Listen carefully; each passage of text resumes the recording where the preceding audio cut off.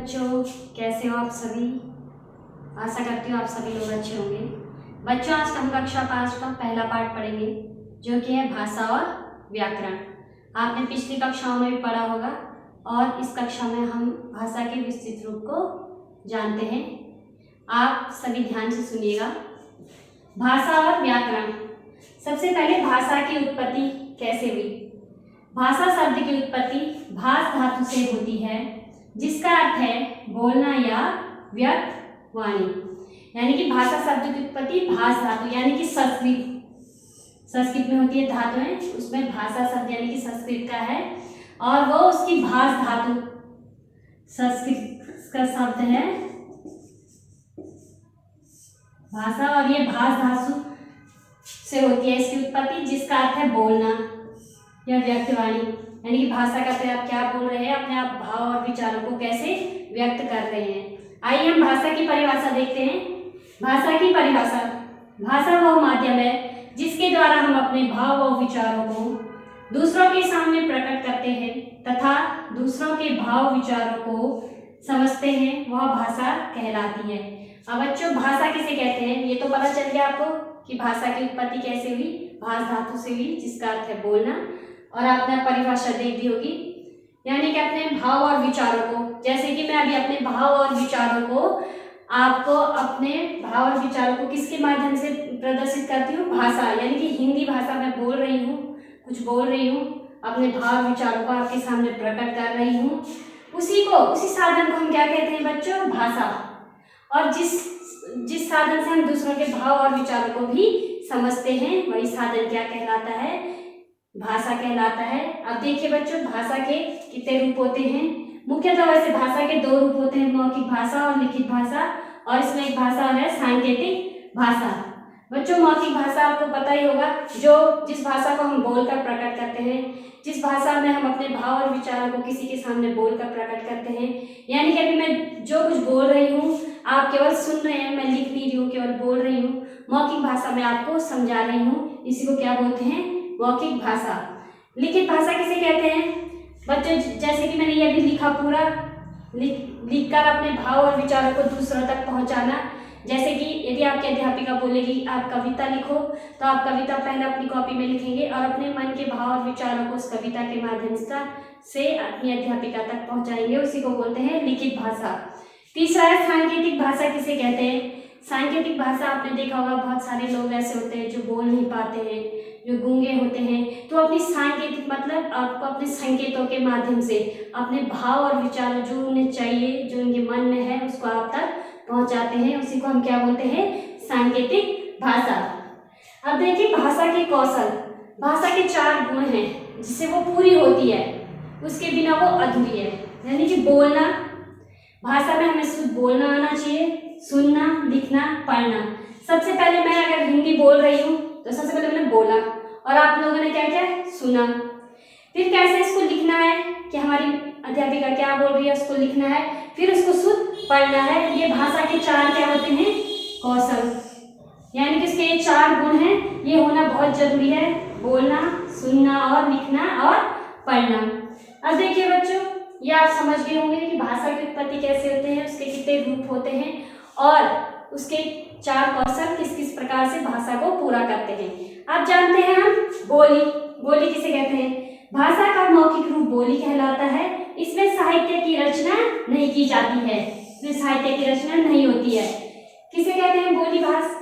बच्चों, आपने देखा होगा आमतौर पर हमारे आसपास हम लोग अपने घरों में अपनी गढ़वाली भाषा में बात करते हैं। आप देखते होंगे, आप स्कूल में आते हो तो आप हिंदी या इंग्लिश में बात करते हो, वो भाषा है। किंतु आप जब घर में जाते हो अपनी लोकल लैंग्वेज में, अपने घर में अपने मम्मी पापा के साथ गढ़वाली में बात करते होंगे, वही बोली होती है और इसमें साहित्य की रचना नहीं की जाती है। आपने कभी भी अपनी पाठ्य पुस्तक में कविता पढ़ी होगी, या तो हिंदी में पढ़ी होगी या इंग्लिश में पढ़ी होगी, किंतु आपने कभी भी गढ़वाली या कुमाऊनी भाषा में कभी भी आपने कविता नहीं पढ़ी होगी। जैसे कि बच्चों गढ़वाली, कुमाऊनी, राजस्थानी आदि ये बहुत सारी बोलियां हमारे भारतवर्ष में जिनमें की साहित्य की रचना नहीं की जाती है और वो हमारे आपसी बोलचाल की भाषा होती है, उसी को हम बोली कहते हैं और इसमें साहित्य की रचना नहीं की जाती है। आप समझ गए होंगे।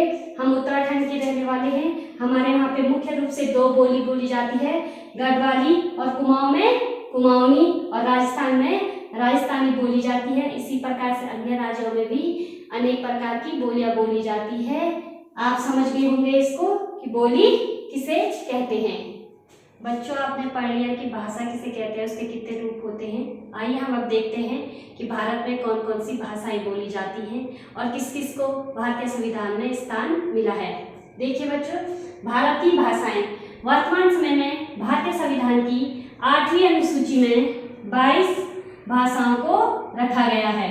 कितनी भाषाओं को रखा गया है वर्तमान समय में? 22 भाषाओं को रखा गया है हमारे संविधान में। आइए बच्चों, हम देखते हैं कौन कौन सी भाषा है। असमिया, बांग्ला, गुजराती, हिंदी, कन्नड़, कश्मीरी, मलयालम, मराठी, उड़िया, पंजाबी, संस्कृत, तमिल, तेलुगु, उर्दू, सिंधी, कोंकणी, मणिपुरी, नेपाली, बोडो, डोगरी, मैथिली, संथाली। बच्चों, ये 22 भाषाएं रखी गई हैं। आपको पता होगा बच्चों कि भारतवर्ष अनेक राज्यों से मिलकर बना है और इन राज्यों में विभिन्न प्रकार के लोग रहते हैं जो विभिन्न प्रकार की बोलियां, विभिन्न प्रकार की भाषाओं में बात करते हैं। किंतु उन सभी भाषाओं में से हमारे संविधान में कितनी भाषाओं को स्थान दिया गया है? 22 भाषाओं को स्थान दिया गया है, जिनमें से कि हिंदी सबसे अधिक राज्यों में बोली जाती है और हिंदी का एक महत्व स्थान है। हिंदी भाषा अपने आप में एक महत्व स्थान रखती है। आइए बच्चों, हम आगे देखते हैं कि किस किस प्रकार से हिंदी को राजभाषा का दर्जा दिया गया है। 14 सितंबर 1949 को संविधान सभा में हिंदी को राजभाषा का दर्जा दिया गया। अब राजभाषा का दर्जा किस दिन दिया गया है? 14 सितंबर 1949 को।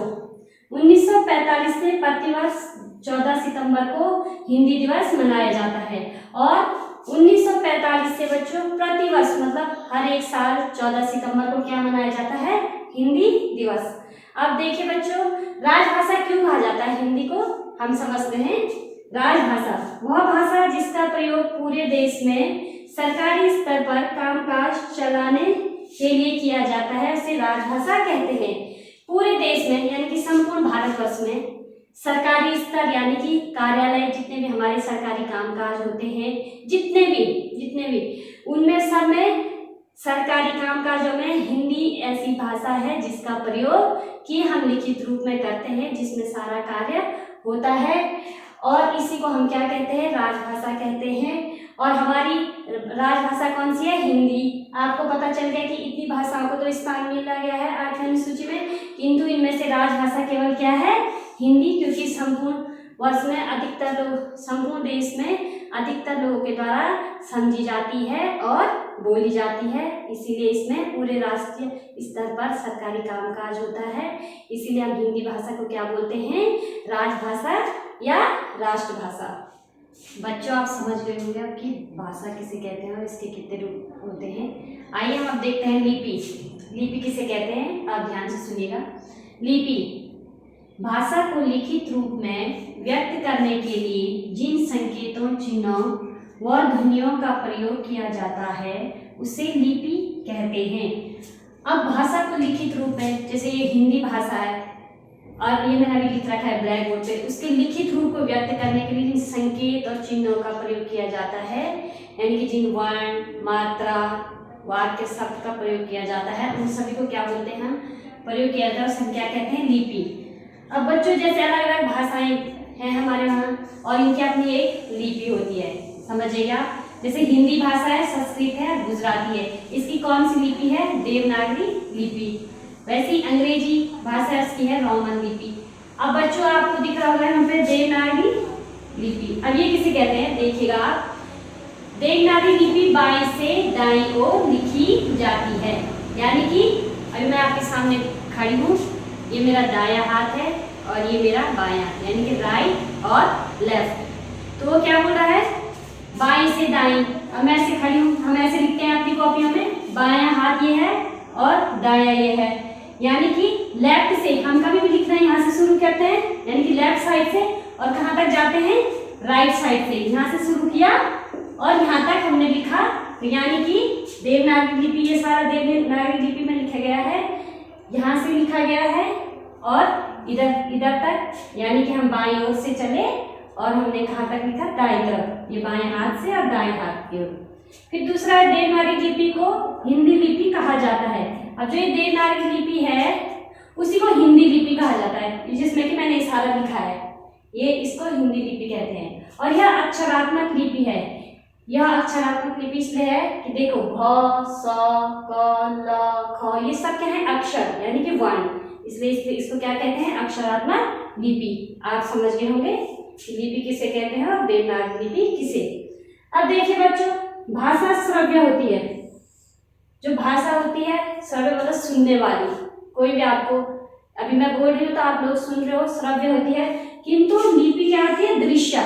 लिपि को हम देख सकते हैं, यानी कि जो मैंने अभी लिखा है यहाँ पे जो लिखा है यानी कि लिखित रूप, लिपि का लिखित रूप होता है जो मैंने अभी लिखा है, इसलिए इसको लिपि को क्या बोला गया है, दृश्य। और भाषा को श्रव्य इसलिए बोला गया है कि हम बोल रहे हैं और आप सुन रहे हो, इसलिए श्रव्य। अब देखिए बच्चों, अगला टॉपिक है हमारा व्याकरण। तो हम व्याकरण की परिभाषा देख लेते हैं। भाषा को शुद्ध रूप से लिखना, पढ़ना, बोलना सिखाने वाला शास्त्र व्याकरण कहलाता है। आपको पता है भाषा को हम शुद्ध रूप से किसमें बोलना, पढ़ना, लिखना सीखते हैं, व्याकरण के माध्यम से, यानी कि ग्रामर के माध्यम से। आप कभी भी जब छोटी क्लास में होते हो तो आपको सबसे पहले अ, आ वर्ण पढ़ाए जाते हैं, फिर मात्राएं का ज्ञान दिया जाता है, फिर हम शब्द, फिर उनसे हम वाक्य बनाना सीखते हैं। इसी प्रकार से हम व्याकरण में ही सब कुछ सीखते हैं कि किस प्रकार से हम शुद्ध रूप से लिखें, उसको शुद्ध उच्चारण करें और शुद्ध रूप से बोलना सिखाने वाला शास्त्र क्या है, व्याकरण। अब बच्चों देखिए, व्याकरण के भी 3 विभाग, मतलब इसको 3 भागों में बांटा गया है व्याकरण को। पहला है वर्ण विचार, दूसरा है शब्द विचार और तीसरा है वाक्य विचार। तो पहला देखेंगे वर्ण विचार में हम क्या क्या देखते हैं, उसमें हम किस चीज के बारे में पढ़ते हैं। वर्ण, वर्णमाला, वर्णों के प्रकार, उच्चारण, उच्चारण स्थान का हम उसमें क्या करते हैं, अध्ययन। और दूसरा है शब्द विचार, उसमें हम देखते हैं कि शब्द कितने प्रकार के होते हैं, वह कैसे बनते हैं, उनको हम शुद्ध रूप से कैसे लिखते हैं वर्णों के माध्यम से, वो सीखते हैं। फिर वाक्य विचार कि वाक्य की रचना कैसे होती है, वाक्य के कितने भेद होते हैं, उसका अध्ययन हम इसमें करते हैं। आप जो अगला पाठ आएगा उसमें आप इन सबका विस्तृत से अध्ययन करोगे। ये केवल यहाँ पे बताया गया है कि व्याकरण क्या है और इसके कितने अंग होते हैं। बच्चों, आशा करती हूँ कि आपको ये पाठ समझ में आ गया होगा, भाषा और व्याकरण। धन्यवाद।